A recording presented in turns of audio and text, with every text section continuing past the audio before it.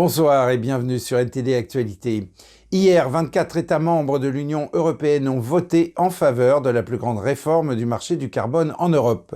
Cette réforme devrait augmenter le coût de la pollution et renforcer l'outil principal de réduction des émissions de CO2 de l'UE. Selon les autorités, la réforme permettra de réduire les émissions de 62% par rapport à 2005 d'ici à 2030. Depuis 2005, le premier grand système d'échange de droits d'émission de carbone au monde oblige les centrales électriques et les usines à acheter des permis lorsqu'elles émettent du CO2, ce qui a permis de réduire les émissions dans ces secteurs de 43%. Hier, les membres de l'Union européenne ont approuvé un accord conclu l'année dernière par les négociateurs des pays de l'UE et le Parlement, visant à réformer le marché du carbone afin de réduire les émissions de 62% d'ici à 2030 par rapport au niveau de 2005.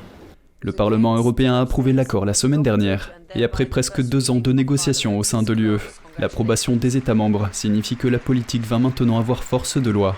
Sur les 27 pays de l'UE, 23 ont voté en faveur de la réforme. La Pologne et l'Hongrie s'y sont opposés, tandis que la Belgique et la Bulgarie se sont abstenus. Et alors que la France a évacué 209 ressortissants français et 538 personnes en tout, le Royaume-Uni a lancé une opération de grande envergure pour secourir les citoyens britanniques du Soudan. Plus de 1400 militaires sont mobilisés pour évacuer plus de 2000 Britanniques piégés dans le pays. Les familles avec enfants, les personnes âgées et les personnes souffrant de problèmes de santé seront prioritaires pour les vols de la Royal Air Force. Le ministre des Affaires étrangères, James Cleverly, a rappelé que le cessez-le-feu était fragile et que la situation restait dangereuse. Hier, le gouvernement britannique a profité d'un cessez-le-feu au Soudan pour lancer une évacuation à grande échelle des Britanniques. Le Premier ministre Rishi Sunak a autorisé l'opération tard dans la nuit de lundi à mardi, après avoir subi des critiques pour n'avoir pas réussi à évacuer par avion plus de diplomates britanniques et leurs familles au cours du week-end. Mais les citoyens britanniques doivent faire un voyage risqué vers une base aérienne près de la capitale Khartoum sans escorte militaire. Le ministre de la Défense Ben Wallace a déclaré à la sous-commission de la Défense qu'un aérodrome proche de Khartoum était utilisé pour les opérations d'évacuation. Depuis 11 heures, heure britannique, ce matin, le centre de traitement, l'équipe d'accueil des troupes frontalières et du ministère des Affaires étrangères sont opérationnels sur l'aérodrome du Soudan. Nous avons maintenant environ 120 militaires britanniques sur l'aérodrome pour aider à l'évacuation des ressortissants et des personnes ayant une double nationalité par l'aéroport. Les médias ont indiqué qu'environ 1400 militaires participaient à l'opération d'évacuation. Les personnes évacuées seront conduites vers une base de la Royal Air Force à Chypre avant d'être ramenées en Grande-Bretagne. Actuellement, l'aérodrome est géré par l'armée allemande et, en fonction de la durée de leur séjour, nous nous tiendrons prêts à prendre la relève s'ils décident que l'évacuation est terminée. Le ministère britannique des Affaires étrangères a indiqué que les familles avec des enfants ou des personnes âgées, ou encore les personnes souffrant de problèmes de santé, seront prioritaires pour les vols.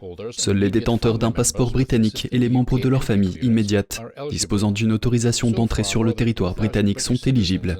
Jusqu'à présent, plus de 2000 citoyens britanniques au Soudan se sont enregistrés auprès du ministère des Affaires étrangères. Le ministre des Affaires étrangères, James Cleverly, a mis en garde contre la fragilité du cessez-le-feu de 72 heures, après s'être entretenu directement ou par le biais d'intermédiaires avec les chefs de parti. Il a déclaré qu'il était impossible de prédire la durée du cessez-le-feu. Cleverly a également défendu l'action tardive du gouvernement par rapport à d'autres alliés européens. Il a déclaré qu'il y avait beaucoup plus de ressortissants britanniques au Soudan que d'autres pays. Le gouvernement envisage d'autres voies de sortie, de navires militaires britanniques étant prévus pour d'éventuelles évacuations. Une équipe de militaires britanniques se serait rendue par avion à Port-Soudan pour étudier les différentes possibilités. Plus de 400 personnes, dont plus de 250 civils, ont été tuées depuis le début des combats, il y a 10 jours. Et alors que les différents gouvernements se démènent pour évacuer leurs ressortissants du Soudan, ceux qui n'ont nulle part où aller disent se sentir abandonnés et craignent que l'exode des expatriés ne signifie qu'une effusion de sang plus terrible encore ne soit à venir. Le Soudan, au bord de la guerre civile, voit sa capitale Khartoum se transformer rapidement en une ville fantôme. Les citoyens craignent une aggravation de la situation alors que des bus arrivent pour récupérer les personnes qui fuient pour se mettre à l'abri. Le peuple soudanais craint des pratiques contraires à l'éthique dans la guerre contre les civils et l'utilisation des civils comme boucliers humains. C'est ce que nous craignons après l'évacuation des expatriés. Debout avec leurs bagages, les citoyens soudanais prenaient n'importe quel moyen de transport disponible pour quitter Khartoum, même après l'augmentation du prix des bus. Des dizaines de milliers de Soudanais ont fui le Soudan vers les pays voisins depuis que les combats entre l'armée et le groupe paramilitaire bien armé des forces de soutien rapide ont commencé le 15 avril. Plus de 400 personnes ont été tuées. Le conflit a également déclenché une crise humanitaire dans ce pays pauvre, où des millions de personnes n'ont plus accès aux soins de base.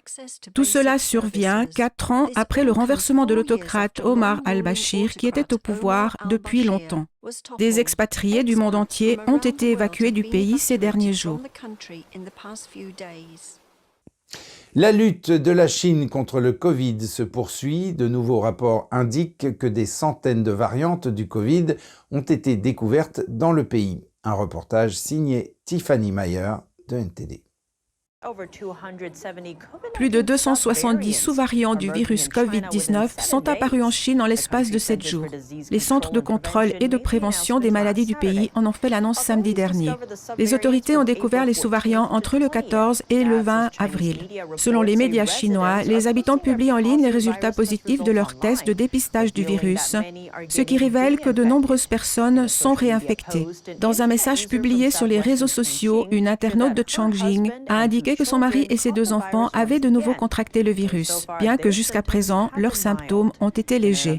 Dans un autre message, une internaute de Nanjing a déclaré que toute sa famille avait été réinfectée. Ceci environ 3 mois après qu'ils sont tombés malades la première fois.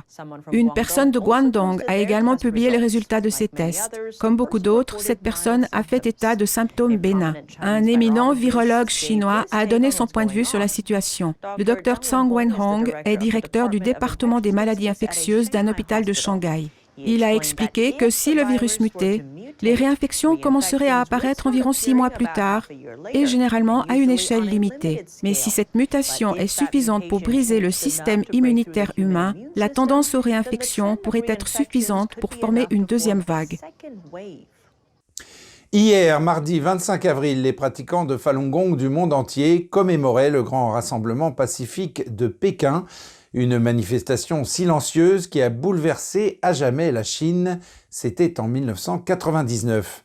À Genève, hier, devant le Grand Conseil de Genève, les pratiquants de cette méthode qui prône l'authenticité, la bonté et la patience ont fait signer des pétitions aux passants et fait la démonstration de leur pratique.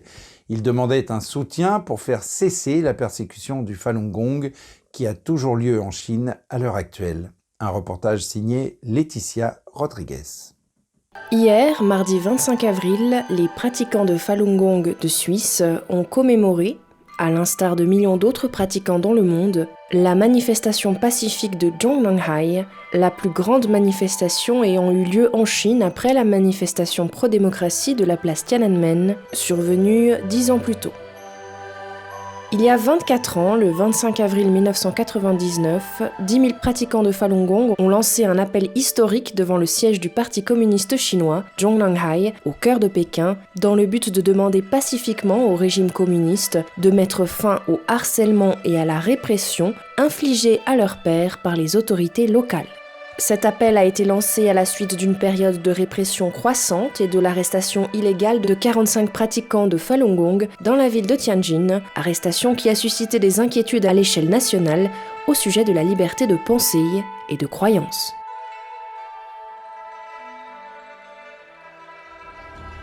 Or, moins de 3 mois plus tard, le régime communiste allait lancer une campagne de persécution totale contre cette pratique spirituelle.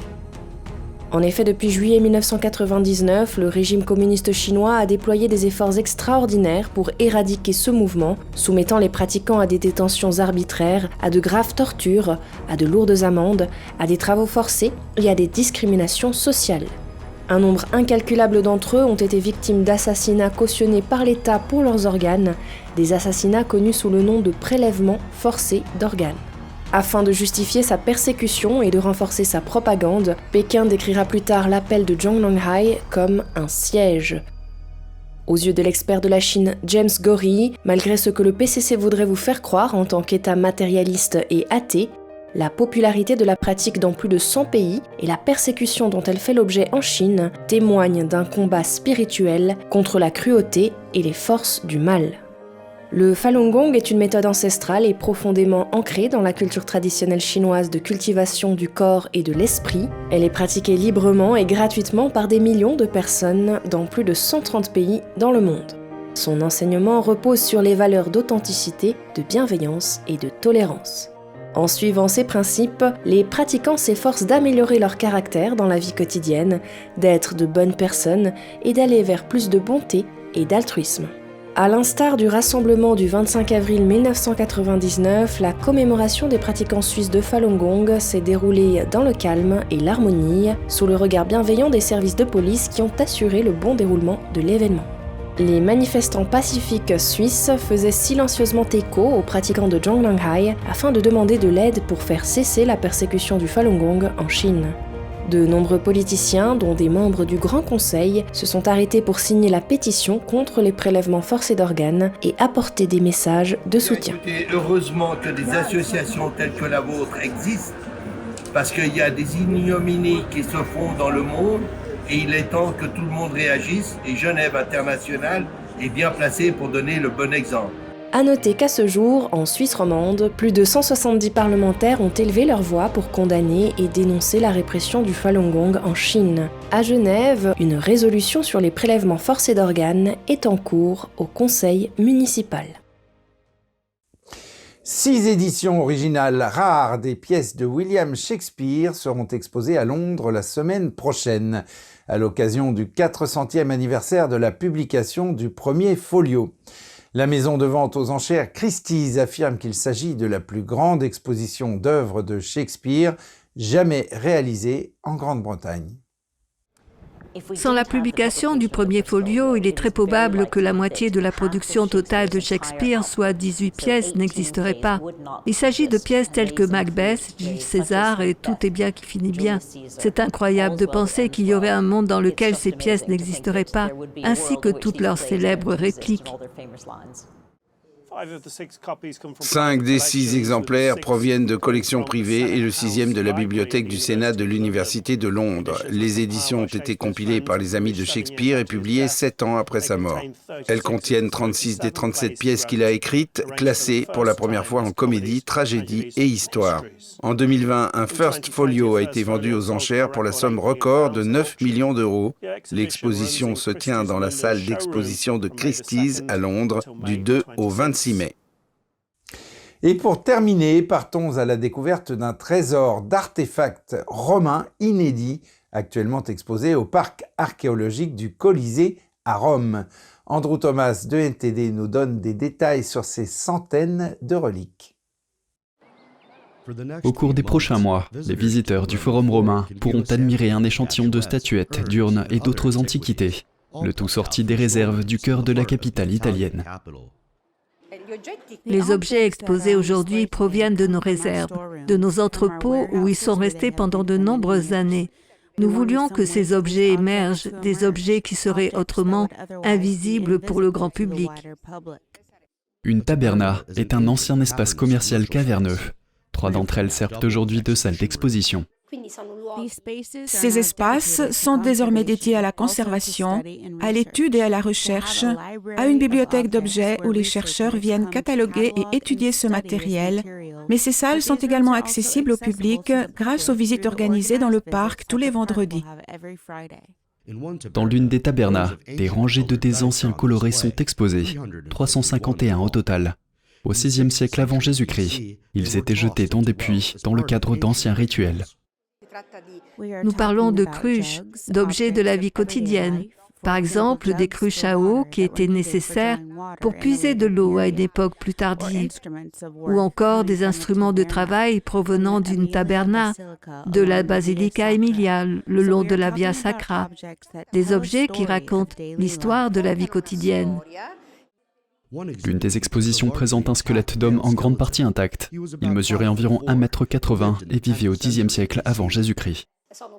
Avant la fondation de Rome, puis pendant la fondation, il y a ces tombes qui précèdent la période où le forum a été transformé en centre politique, économique et commercial de la Rome antique. Le personnel s'efforce de dresser un inventaire des artefacts présents dans plus de 100 salles de stockage. Tous les vendredis jusqu'en juillet, les visiteurs pourront admirer les antiquités au cours de visites guidées de 90 minutes. Les responsables du parc espèrent également renouveler cette initiative. Andrew Thomas, NTD Actualité. Ainsi s'achève cette édition. Merci de l'avoir suivi. Vous pouvez suivre tous les programmes de NTD sur Ganjing World, la plateforme 100% propre, en tapant www.ganjing.com/fr-fr ou en cliquant sur le lien qui se trouve sous la vidéo. Quant à nous, on se retrouve demain à 20 h pour une nouvelle édition et d'ici là, je vous souhaite à toutes et à tous et au nom de toute l'équipe, une excellente soirée sur NTD.